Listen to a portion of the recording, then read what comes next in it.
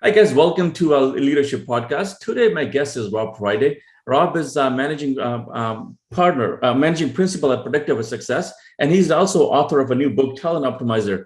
Welcome to podcast, and thank you for your time, Rob. Thank you. Happy to be here.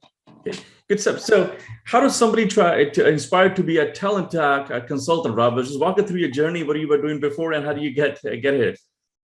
Sure. So, been working as a talent optimization consultant for going on 12 years now.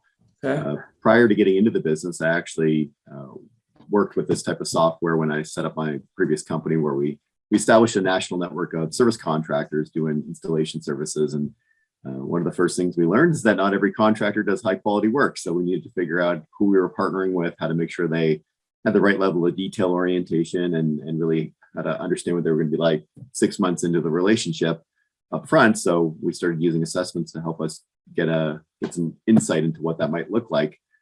I was always fascinated by understanding how to read people, and then had the opportunity to join Predictive Success and start a practice back in it was 2009 now. Mm-hmm. So a little while. Interesting. So, this is an area where, mistakes are made, but not only they have a financial implication, that you lose money, but if you make a mistake in this area, but also hold you back as well. So you're not growing as a company or not achieving your, result, what you're trying to achieve, right? So this is a, area where one of the biggest mistakes are made. If you look at that, the cost of the mistakes, this is probably the area that the cost is much bigger than any other area in a business. So I'm definitely looking forward to learning from you, and around this area, and how to get the right talent, and how to assess that talent. So if you walk us through what problem do you solve in a business, Rob? When you to talk to any company, what are the challenges they have, and how do you solve those problems?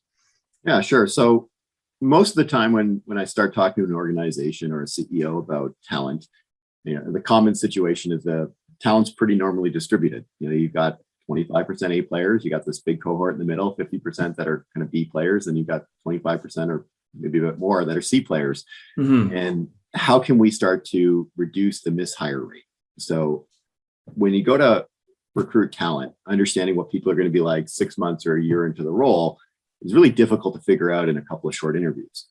So if you can use some analytics and some assessment data to help guide your interview process so that you're asking more specific questions to really understand what that person's like in the specific type of role you're looking at hiring them for, or understanding how they perform under pressure, or really digging into what's going to make them successful or not successful in the role, and knowing what to listen for, more importantly, is the nice thing that you can gain once you have some sort of assessment data. So I like to say that in about 6 minutes, taking a short predictive index or behavioral assessment, it'll teach you what it would take you 6 months to learn about someone, so that you can avoid those surprises down the road. I see. But that stuff you cannot make up on fly, right? You need a process to develop all the questionnaires, or develop your process around it. What are you going to be testing? What soft skills you're going to be testing. You need a process to put all those things together before you embark on the journey, I guess, right? So there's a few parts to it. When it comes to recruiting or to hiring for a role, the first thing you want to always do is define what does success look like in that position. Mm-hmm. So if you think of some common different positions, you've got like an accounting bookkeeper. Well, high level of detail orientation, someone who can stand doing repetitive work, doesn't really need to be an extroverted person, someone who's probably a little bit more kind of private, keeps themselves focused on task. That's what's required. So I kind of have an idea in my mind what I'm looking for from a behavioral standpoint. Yeah. That's the complete opposite of what I would be looking for in a customer service rep or in a sales rep. So having a model that we are hiring to is the first step. And there's a short assessment that you can take, or have a group of stakeholders at an organization take, to define what success looks like in that role, so that you have something objective that you're comparing people against. Mm-hmm. And then when you have someone take the assessment, the behavioral component to it, it will show you where the fits and gaps are. Doesn't mean you can't hire someone that doesn't fit the role, but it tells you that if there's a gap, well, it would be wise to go into that situation with a plan in place. So I always coach my clients and say, look, it's not a screen out tool, it's a screen in tool. So it's one where if a hiring manager identifies that there's, they really like someone, they want to hire them. And let's say they they come to me with a proposal to hire this person, and I identify, look, there's a gap here. How are you going to address that? Well, I didn't discuss that. Well, go back and discuss that and have a plan for it before you hire them. Yeah.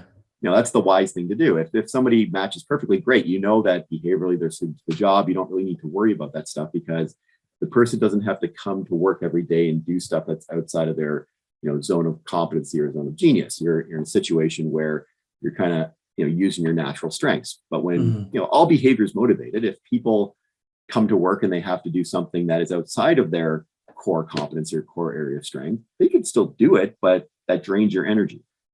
So if I expect people to sustain that over the long run, it would be wise for me to put a plan in place to understand how to coach them and how to make sure that I've given my management team the right tools, resources, training that they need to be effective at doing that. So what you're saying is overlooking those shortfalls in any candidate is not a wise, everybody has a shortfalls. We all have we are good at some things and we're not good at that, but just addressing those and building a plan to how you're going to deal with those shortfalls. That's more important than simply just overlooking those things. Exactly. And the challenge is that most people, when they go into hiring, we're all human, right? We have what we call the fundamental attribution bias. We like things that are similar, but then when we see things that are different than the way we would approach them, we typically attribute it to that person being negative or ineffective in some way. But if we don't take into account, how people might be wired differently and how that might actually be beneficial for certain roles, then we tend to hire people that are just like us. And we have a lack of diversity in the types of hires we make. And in some cases, we hire people just like us to do roles that we wouldn't want to do. And that obviously is a recipe for disaster. But because we don't have anything better to go in with, that's typically how things end up happening in most organizations until they understand there's a better way. Very interesting. So talk about your your tool a little bit. So it does a personality assessment, it does a behavior assessment. What kind of assessment do you guys do? And is it building profile before you hire, or is it after you hire as well? Walk us through the process. How does your software tool works, Rob? Sure. So let me give you a quick background. So Predictive Index has been around for 66 years now. Wow. So it's not something that's new on the block. It was founded back in the 1950s. It's kind of actually a neat story. So the founder, Arnold Daniels, was a bombardier in the Second World War, and the U.S. Army Air Force was trying to curb mortality rates among bombardiers. The average mortality rate was about 50%. So you can imagine that's pretty dramatic. And they were using these assessments to figure out what people would do under stressful combat situations. So profiling their drives, needs, and behaviors, almost at that subconscious level of fight or flight. How do people react under stress? He was fascinated by this concept. He was actually on a bombing team that had gone on 30 missions without having a single fatality. They were brought in for this assessment. He took it. He was paired up with a psychologist, was fascinated by how this worked, and actually took that learning and developed the first versions of the Predictive Index software back in the 1950s to take that concept to businesses to help them assemble high performance teams in the workplace. Nice. Fast forward 60 years, we've had many science updates. Back in, I think it was 2017, we had a private equity firm come in and make a large investment in Predictive Index and really bring it into, I would say, the modern age around a SaaS-based business and really up the technology and what it can do. And today it's a software, so clients can access it on their own, log in through a portal. There's all kinds of e-learning modules on how to learn how to use it. And real short in terms of how it works is it's a simple behavioral assessment software that takes about 12 minutes, or so it takes about 6 minutes to do it. There's no right or wrong answers. There's 86 adjectives that people select from, and depending on how many adjectives they select and which ones they select in these different categories, it gives us a behavioral profile that helps us understand what somebody's drives and needs are and what their motivations will be in the workplace, how you can push the right buttons, kind of how they're wired as an individual. And that gives you insights when you're interviewing to know what questions to ask and what to listen for. And then when you decide to onboard that person, how to create the optimal environment so that their learning needs are met and that you're managing them in a way that's going to be most conducive to them performing at their best. So very interesting. So what do you see especially the problem when you're trying to hire, different industries have kind of a different problem. So when you're going through this, your process, so I take it as that process, this test is given to people before they apply for a position, right? Or part of that, applying the position before you go through interview process. So, it's just saving a time on that. If there's not somebody's not matching, if you want to build that into hiring process, what are you hearing from people? What kind of result they see when you're talking to, people who are taking on your solutions, and what they see a result in a company? Is a culture better? Is a better culture? Is a better morale in a company? Or their productivity is higher? Like, what kind of result, what they talk about? Yeah. So a couple questions there. The first thing is, how does the process work? I typically actually recommend that most of my clients do this as part of the application process. Okay. So when someone applies for a job, they'll submit their resume, they'll click a link, complete a 2-question short survey. Then when I'm reviewing the resume and I've got this predictive index as part of the application, I have a bit of insight in terms of where that person might fit or struggle or match up with that role, or potentially even other roles in the organization. So getting that data right at the top of the recruiting funnel immediately gives you a leg up on streamlining the process. We find that most clients will have a 30 to 50% reduction in the time it takes to hire someone, because they're focusing their time, effort, and energy on the candidates that are most apt to be successful in the role. And they can still consider the other ones, but in most cases, you can ask the right questions really quickly to make sure that you're filtering out things that aren't going to work. And the person has a strong resume, you could always look at other opportunities for them in the workplace or in that particular company. So upfront, doing it right at the outset of the recruiting process is my recommendation for how to start that. And then, sorry, there was a second part to your question, which just slipped my mind. Well, what kind of result people see that? Oh, yes. So we find that, yes, there's a reduction in the time to hire, and then you typically have almost immediately, once you implement the system, about a 50% reduction in mishires. So the situations where people are, put in a role where they thought it was going to be a good fit for them. They were able to sell themselves in the interview. For the first few months, someone probably performs the way you want them to. And then all of a sudden, once they start getting comfortable, they start reverting back to what's more natural. And if that doesn't match the role, you end up with a situation where somebody's not really enjoying the work. They're not giving you discretionary effort, and they often don't work out. When I teach organizations about what to look for, you'd mentioned the piece around engagement. That's a really important part. And when we think about engagement, you can't force somebody to be engaged in the workplace. All you can do as an organization is lay the foundation that will have the conditions for engagement to happen. And there's 4 things that can get in the way of that. Okay. So when people join an organization, they want to perform, they want to give you discretionary effort, they want to enjoy what they do. But if there's not a good fit to the job, meaning the person isn't matched well with the type of work that you're asking them to do, they don't get intrinsic motivation from what you're asking them to do day to day. It's like a grind. They don't love it. That can pull engagement levels down. Yeah. It could be the fit to manager. Everybody goes to work in an organization and they work under a manager. Yeah. And if that manager is not managing the person in a way that works for them, not pushing the right buttons, doesn't understand how they're wired, uses that one size fits all approach, that doesn't really work. Understanding how different people like to be motivated, coached, encouraged, pressured, all those sort of things are different for everyone. So the fit to manager is another one that can get in the way. And there's fit to team. What's the person's role on the team? Does the team actually have the right players on the team to go and do the job? How is that team aligned around its objectives? So that's another gap, that if that's out of alignment and the person doesn't feel like they're contributing to the team in a meaningful way, that can cause a drop in engagement. And then the final, one of the 4 factors is fit to organizational culture. So every culture is different. It's either explicitly stated through things like core values and what the mission is, or it's not, and people just observe it through working there. And sometimes that's not always what companies would like people to experience. That's where they sometimes get some nasty reviews on Glassdoor or things like that. But that fit to culture piece is also critically important. So any one of those 4 things, fit to job, fit to manager, fit to team, or fit to culture, can get in the way of engagement happening. But if you do the assessments up front and you have some data on how that person will match with each of those 4 areas, you can create that roadmap for engagement to happen.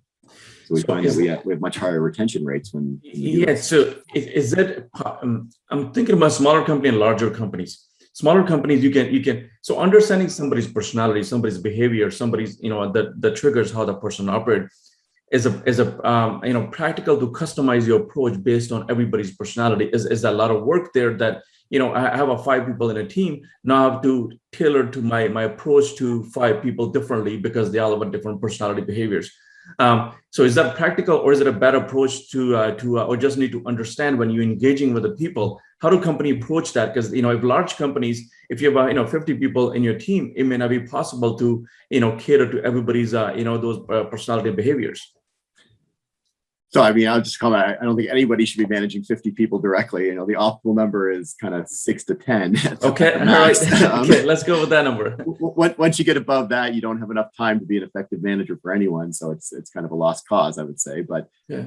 Whenever it comes to small organizations, I would actually make the argument that these things are even that much more critical, because if you have 5 people in your company, it's a startup, and you lose one of those 5 people because you didn't manage them properly, that's 20% of your workforce. Mm-hmm. Every single hire you make is absolutely critical. And, think about how long it sets you back if you make a mistake in that early going to getting, whether it's your product to market or getting the sales to a point where they're net positive, where the organization's making money. So having that core team understand the different ways that their team members are wired, what are their strengths, what are their preferred working styles, what are their blind spots, you can learn that in about, an hour of going through Predictive Index and sharing your perspective and your findings with each other, just to make sure that as you embark on a project or on a journey together, you understand how to best approach each of the different team members. So that's small organizations. When it comes to large organizations, I mean, we do a lot of corporate training. So it's teaching executives, teaching managers, people leaders, how to quickly understand what the data is telling them and how to understand when there is a problem, what report should I pull out or what should I look at to understand why that's happening and what to do about it. I see. So, we talk about small and large company. How about internationally? Especially in my industry, we have a lot of talent in Ontario right now from internationally, from tech skills from China, India, or Philippines. These countries, people coming over. Is the same assessment approach, or we have to cater differently because they're coming with a different background? Because a soft skill is a very shortage in my industry, like a business understanding or soft skills. Those are 2 skills that hard to teach, and is big on overtaking for any company. Technical skills are easy to teach, but the soft skills are a little bit harder. So how does that work for people coming from overseas with a different educational background or work experiences? So the first thing I'll say is it's important whenever you use any sort of assessment to make sure that you're getting good data, accurate data. And you want an assessment that's capable of assessing people in their preferred language, whatever their native tongue is. So you don't want people translating an assessment in their head before they're filling it out, because that's obviously not going to be an optimal way of getting good data. So PI, for instance, has over 70 languages. So no matter what background somebody comes to it from, they can take it fairly. Now, in terms of how people are wired, the same behavioral model works across the world because people are consistent. So that the way that PI is designed is using what's called 4-factor theory, which is very consistent consistently accepted as a very solid foundation for understanding human behavior. So level of dominance or assertiveness, when that's high, people are more direct, they're more assertive, they're more conflict tolerant. When it's low, people are more cooperative, they seek harmony. Extroversion, how outgoing is the person? How much do they need to talk things out? Or on the low side, are they more private, reflective, quote unquote, introverted? Do they need time to think things through before communicating? And then you've got patience. So how consistent, stable, calm is the person, or how action-oriented is the person on the low side? How much variety do they need? And then the final factor is formality, which is the drive to conform to rules and structure. So people who are high on that have a strong need for a plan to work off of and have a need for rules. People who are lower on that drive have a need for flexibility. They need to be able to kind of change pace or do things spontaneously to keep them engaged. Those 4 factors you can use across any society, any background, and you'll always be able to get a measure of that because those behaviors are going to be exhibited by people all around the world. So just getting that information. I've got clients. I was actually on the call just this morning with a client that has a global workforce, and they've got people in countries all around the world. And a lot of times they're having these cross-functional teams that need to work together that have never actually met face to face. Everything through Zoom, and they're all remote. So getting this data up front to know, oh, I need to pick up the phone or have a Zoom call with so-and-so because they're much more extroverted and they need to talk things out, versus this person over here needs a lot of details and structure because they're very formal, and I better give them a quick snapshot of what I want to discuss before we have that call so they can prepare their thoughts. Mm-hmm. Those little things that you can do differently in order to approach people in the best way is what's going to make sure that when you're working with people from different backgrounds, you're approaching them effectively and taking into account their needs. Mm-hmm. Yeah, especially with the time where everybody's working remotely, even in our companies and head office. They have a hybrid environment. Some in office, some in still working from home. When you're hiring people in that kind of environment, it's probably your tools. Probably it's a great gift for these companies that and you can simplify your hiring process. But if you have to interview somebody on a Zoom call or a Teams, you can interview much more effectively because you have a profile on the personality and some of the drivers, how this person operates, right? Yeah, that was actually an interesting piece when the pandemic hit.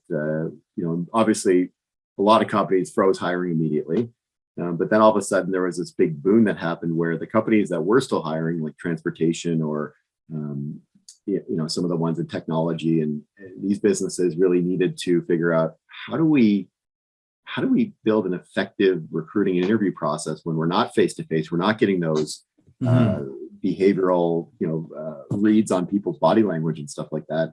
One of our courses actually is some sales training. One of the things that they talk about during the sales training is the percentage of communication that happens verbal, visual, and vocal.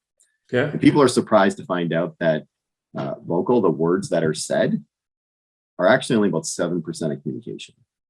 Wow. The tonality and the way that things are said is about 38%, and then 55% is visual, meaning the body language. Mm-hmm. So when we miss that body language, or we get a smaller percentage of the body language through Zoom, and you don't get to see the full way that people are responding, things like eye contact, you lose the ability to accurately, in some cases, assess for how people are reacting, responding to certain questions. So having, again, that behavioral data and knowing how to approach someone gives you that much more confidence. It's almost like an insurance policy against making a mistake or just getting surprised because you didn't take something into account. Wow. Are there some more research done on the behavior side, Rob, or is it a new stuff they're finding out, or is it a in their innovations in that area that where we can predict a lot more stuff that in a past 5-10 years? What do you see that changes in that industry, understanding personality, behavior, or drives? Is anything changing there, or is the technology changing how we understand people, or is it the same that we had like 10-15 years ago? So we're always doing science updates, especially for things like DE&I. Like Predictive Index is one of the only tools that's actually validated for use during the hiring process. So we need to validate it for different backgrounds, different cultures, different races and everything like that for validity purposes. So they just did a study on that to make sure that things are completely fair across all different backgrounds. So we're always updating and tuning things in that perspective. We do science updates looking at the different words that are in the checklist. What are the endorsement rates? Are people consistently picking them? Certain pieces of language go in and out of vogue, so those things are updated over time as well. There's also a lot of validity studies looking at different types of roles and what typically drives performance in those roles. PI did a neat update a couple of years ago where they had this part of the software added where somebody can upload a job description, and the system starts to document all these job descriptions that were uploaded. And then people go through an assessment process, stakeholders at an organization go through an assessment process to define the role behaviorally. So we have the input of the stakeholders' behavioral components. We also have the job description. PI took those two pieces and built a machine learning algorithm that can now, if you just upload the job description, it will make a suggestion as to what the role likely is from a behavioral standpoint. So it's kind of cool how we can start to, once we get this data, make predictions, and it's actually like an AI-enabled software program from that perspective to continue developing the industry and moving things forward. That's one piece of innovation that's happened recently. The other big one is the science of team performance. So Predictive Index raised about $50 million from General Catalyst a few years ago to build out the category of what's called talent optimization. Okay. And talent optimization has 4 components. So it's all about turning business strategy into business results through people. And the four components are design. So first of all, you got to design a high performance team. Then there's hiring, which we've talked about. There's inspire, which is the tools around how to keep people engaged. And there's diagnose, looking at the data, what's working, what's not. The design component is one where there wasn't really a great software solution out there when we started looking at this. So PI, especially when the pandemic hit, took it upon themselves to really build out this part of the software to help teams come together and understand the science of team performance. Yeah. They did a research project looking at 127,000 people across 22,000 teams and identified 9 different team types or team configurations, depending on the people that are in those groups. And then based on those team types, they actually identified different strengths and blind spots that those teams will experience based on their profiles. So this is kind of cool now that you can start to see different teams within an organization. How are they working together? What are their different strengths? What are their different blind spots? What do they need to be aware of when they go and start pursuing certain objectives? And that was the next evolution, building out the assessment around how do we now plan for strategic initiatives? And do we have any gaps on the team related to the strategic initiatives we're trying to pursue? So if we're a very innovative team, like I'll give you an example, again, pandemic situation, a lot of clients were geared up for sales and growth. And then all of a sudden, things hit where no one was buying, and we had to shift into, protect our ground that we've captured and make sure that we're servicing our clients and we're not losing clients. So a lot of sales reps had to move into almost like customer service type roles. Well, that's a big shift in priorities, and it's a big flex for people to have to undergo from a behavioral standpoint. We were able to use the software to help those teams be aware of what those changes were, who to leverage for what initiatives, how to kind of shift their workforces around to different areas and reassign people to different roles using analytics so that you can do that in the most efficient and effective way possible. That's very interesting. Not only individual level, you can do all the testing. Now you bring it up to the team level. You can see the team result, and you can line that up to your strategy or your business goals. Where are you trying to get to? So, wow, very interesting. The findings. So, can they also find the gap analysis on the teams as well? Hey, listen, I have this team built up by 10 to 15 people. I have this goal I'm trying to achieve. And these are my gaps. These are my shortfalls. If I keep the same team, but if I tweak a little bit, I can meet those gaps as well. And then I can have more chances that I'm going to achieve my business goals or quarterly goals, whatever I'm trying to go after. Exactly. It's all about, de-risking execution in that perspective. So if you find that there is a gap, then there's one of 3 things that you need to do. It's something where somebody, we call it in the room, in the building, or on the street. Is there someone in the room, meaning on the team, that can flex to bridge that gap? Is there someone in the building, meaning someone already in the company from another team or something that we can pull in? Or do we need to go to the street, meaning hire someone from external or hire like a freelancer or something like that to assist with a certain objective, because we just don't have the right skill set internally. So that piece has been useful too, to help teams be aware of whether or not they have the bench strength to cover those gaps. When I go to talk to CEOs about this, it's kind of neat because the assessment space, I'll be transparent about that. There's a lot of different behavioral assessments out there. Predictive Index, in my opinion, is obviously one of the best, but I'm biased. So there's lots of different people will have different perspectives on what they like. So we consider that more of like a red ocean space, right? There's a lot of competitors that they're entrenched big players like PI and Hogan and DISC and lots of other ones out there. When it comes to team analytics, it's really a blue ocean space. There's no other assessment providers out there that are doing this. And when I present this to forum groups or CEO roundtables, it's kind of neat to watch the reactions, because it's like, oh, I never really thought we could do that. Or I've always had this concern that my team is not aligned around objectives, or that I didn't have the right players at the table, but I didn't really have a way of assessing for that or understanding where those gaps were. So this takes the guesswork out of like your strategic planning from a people standpoint. Very interesting. Okay, this tests we do, Rob, on our recruitment process, we do some tests.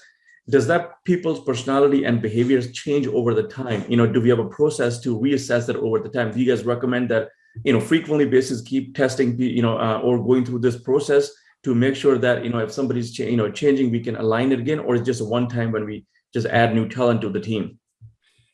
So the science of behavior suggests that people, as they grow up, their behavioral DNA, so to say, or their behavioral tendencies form through the first 20 or so years of life. Okay. You think about why this happens. As we grow up, we test certain things out. We behave in certain ways and we get different reactions from our parents or from our teachers or from our community. And certain things tend to be rewarded and other things can be punished. And depending on what we get positive reinforcement for, we start to repeat those patterns. So it's kind of like every time you repeat a behavioral pattern, you add another wire to that cable. Yeah. This is kind of like how your brain wires. Through the first 20 years, you're adding these wires, and the cables are getting stronger and stronger.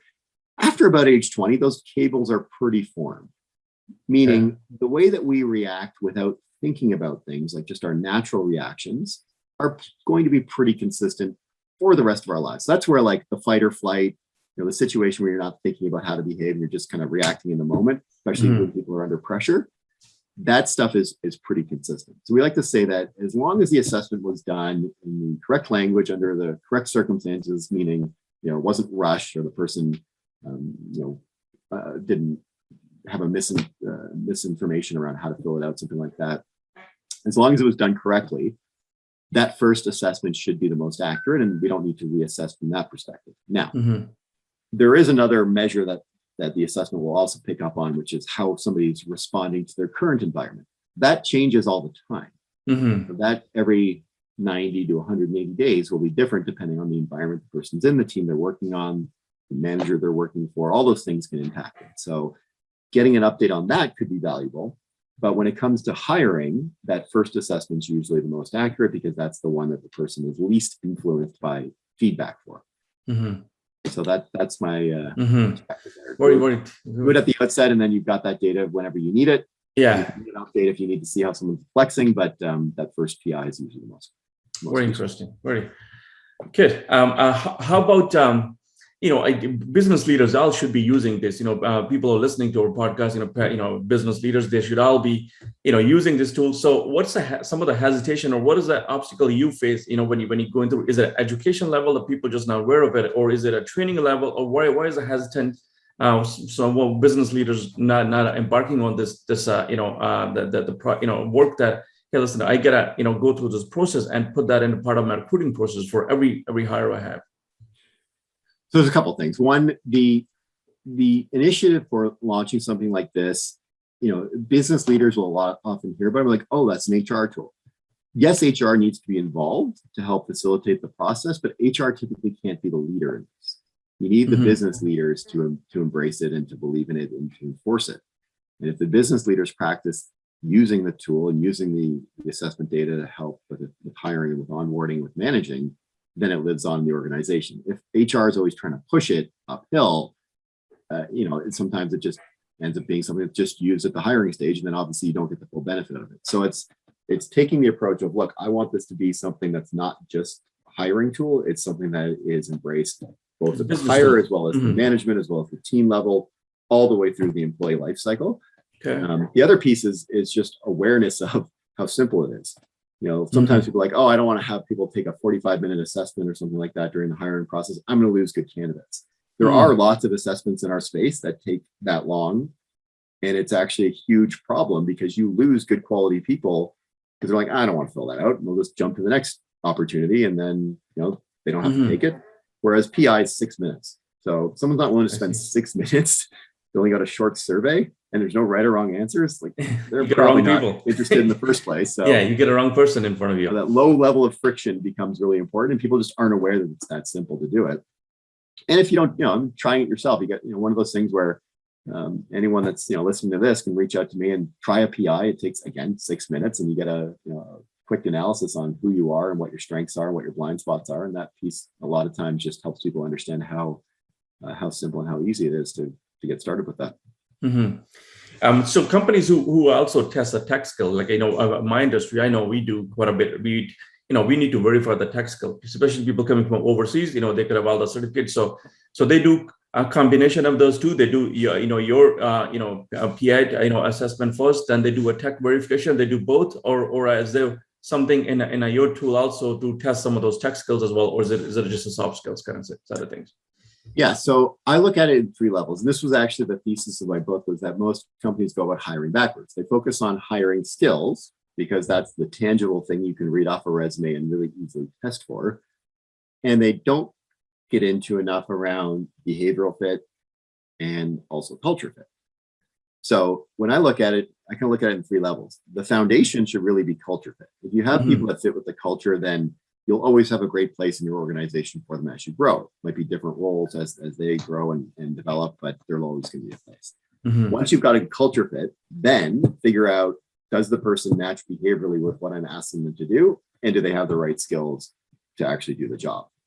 So the thinking there is, if I just assess the skills and I hire the skills, but the person's a terrible culture fit, well, I've hired someone that's now going to be toxic and it's going to cost me other employees. Definitely. If I hire someone with the right skills, but behaviorally they don't match the role, well, they're not going to like doing what I'm asking them to do, and they're probably going to quit in 6 months or a year.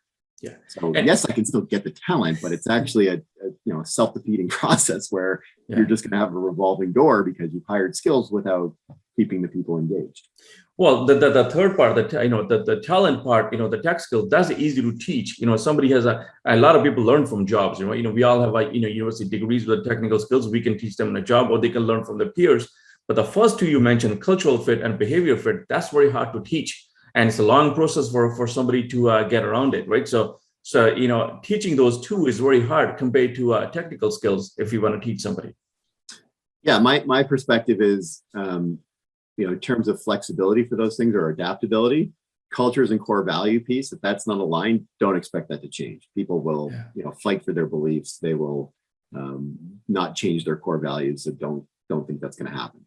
Now, if you hire the wrong core values, it's not going to work. And the next level up is behavior. People can behave in ways that are different from their core needs. That's where I was talking about it earlier. Like, could somebody bridge a behavioral gap or do something they find unsatisfying? Yeah, they could, but I better understand what's going to keep them motivated.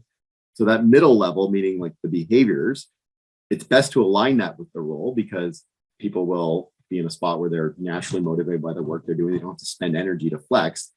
But if there is a situation maybe where they need to learn something for a period of time and they need to flex, I can coach that and I can work with them to help them over that gap to get them into the spot. And then skills are actually variable. I can teach people new stuff. They can gain more experience. They can get more skills. That's actually something we were always developing.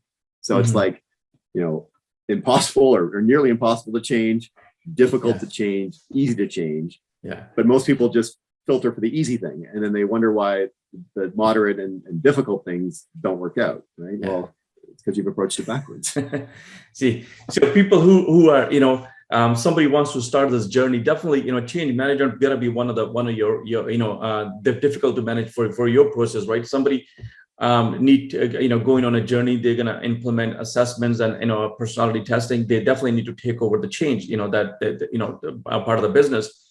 So people who are listening, how do they manage the change? How do you, is it change management is one of the biggest piece that comes into play, that when somebody's embark on your tool that, listen, I'm going to start implementing this? So from a change management perspective, there's not a ton that needs to be done for organizations to prepare for it. It's really about having the right process in place as you launch it, and then the right buy-in from the senior leaders to support the program once it gets going. So yes, if you're a very change averse organization, yeah, sure, you will need to prepare them for change in order to adopt anything. But implementing the software, like we do a launch email typically with the CEO or the senior leadership team will send out their survey results and say, look, we've taken this survey. There's no right or wrong answer. We found our reports accurate and fascinating. Here's ours. Have a read through it. Here's a link where each of you employees can take your own survey. It takes 6 minutes. People do it. They get their own reports. Typically, we'll hold a launch meeting. People then understand why it's useful and how it works. And from that perspective, you've got at least the foundational piece of knowledge where people can get going with it. And then obviously implementing it from a recruiting standpoint, you need to teach people how to use the data as a guide. I always like to say, use the data as a compass. It will point you in the direction of where you need to go and how to ask the right questions. That piece takes a little bit of time, a little bit of learning as you get familiar with how the assessment data works and how you start to learn how to read them and know what to listen for as people are giving you responses. But usually by the time someone's done 10 or 15 assessments, meaning reviewed them or interviews, they're pretty confident in it. And then it just kind of becomes part of the way that things are done in an organization. Very interesting. So somebody wants to embark on this journey, definitely, so what can they, what is the first step they got to do? They got to do some in-house, I think, searching, start building those profiles, I guess, right? For their own roles, what they're expecting as a behavior and a personality before they implement any other tool, or you guys help them to build those profiles as well, Rob? Yeah, both options. We can train companies how to do it. We have e-learning modules on how they can do it on their own. We also have the AI-enabled piece where they can upload the job description and it will create the job profile for them. We also offer consulting services where we can assist with developing those job targets and the job profiles. Most of the time, once companies go through training, or they'll have a few folks trained up on how to use the software and how to also practice the talent optimization process, they're pretty self-sufficient at getting it going, but we always offer assistance with implementation and setup as well. So it's not a heavy lift. It's something where within a day you can be up and running. I have clients that have been set up and have their first assessment links generated within an hour, and they're out there recruiting and assessing for candidates for important roles.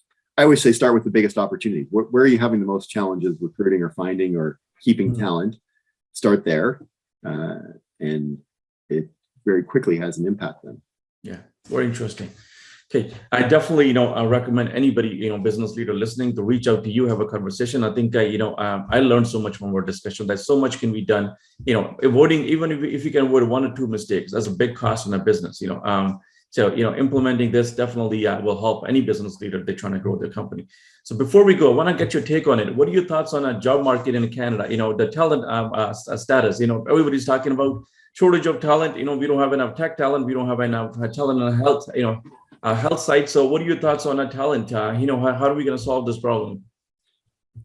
So the clients that I see embracing the concept of talent optimization, start to finish, are not having as much of a problem as the clients that are not embracing it. And the reason I say that is if you put out there to the public what your company stands for, things like your core values, your mission, your vision for where the business is going, you take the effort to effectively onboard your employees, and you have a positive rating on things like Glassdoor or Google reviews for what your company culture is like, you actually have a net positive impact on the way that your company brand is seen externally. So by putting this stuff in place, you have a much easier time attracting quality talent. It's the companies that are churning and burning talent that have a very difficult time.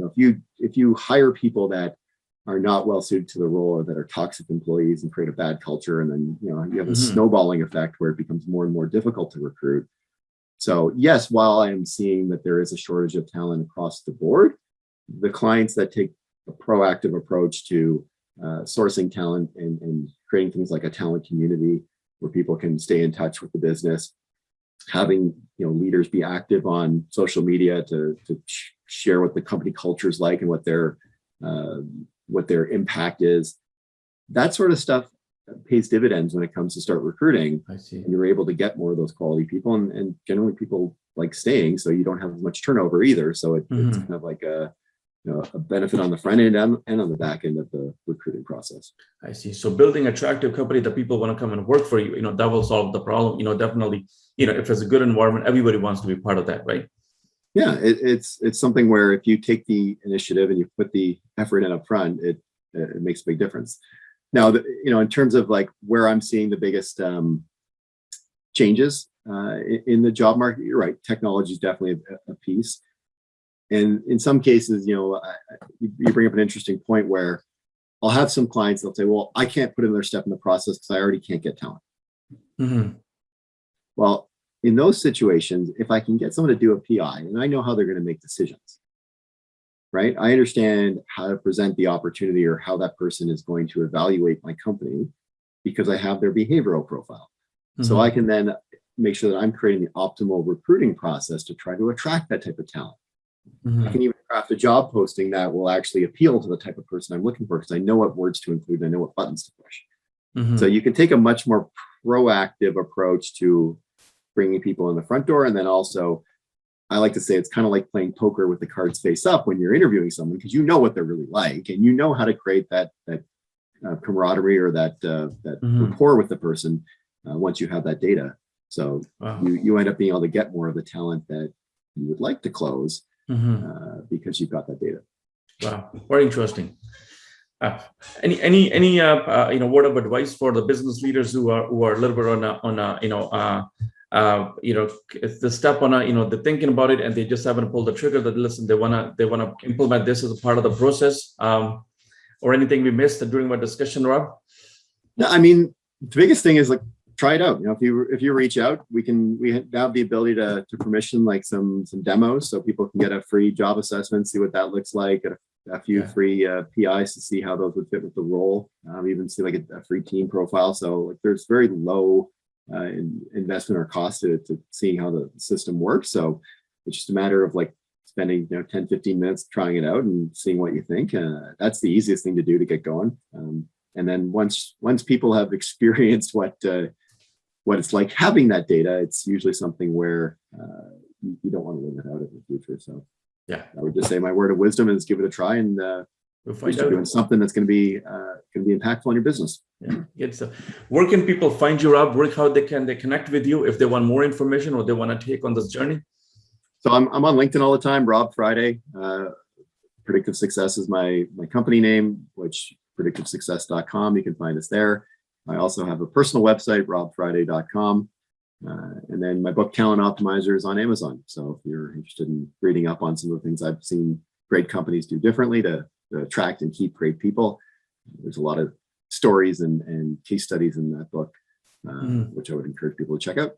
Yeah, I'm definitely going to include a link to your book and on your website below this video as well, so people can click a link and just connect with you. And I will definitely recommend business leaders who are listening, hey, just have a conversation with Rob and Rob Steve, and just sometimes different perspective definitely adds value, and it gets you thinking a little bit differently, right? So when you see the numbers out there, how many mistakes we make, I make a lot of mistakes, and instead of learning from mistakes, that's expensive, right? Rather just do a little proactive work and eliminate some of those mistakes, and build your teams that way.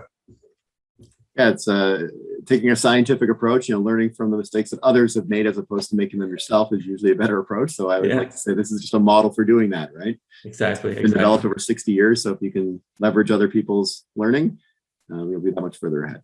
Good stuff. Thank you so much for your time, Rob.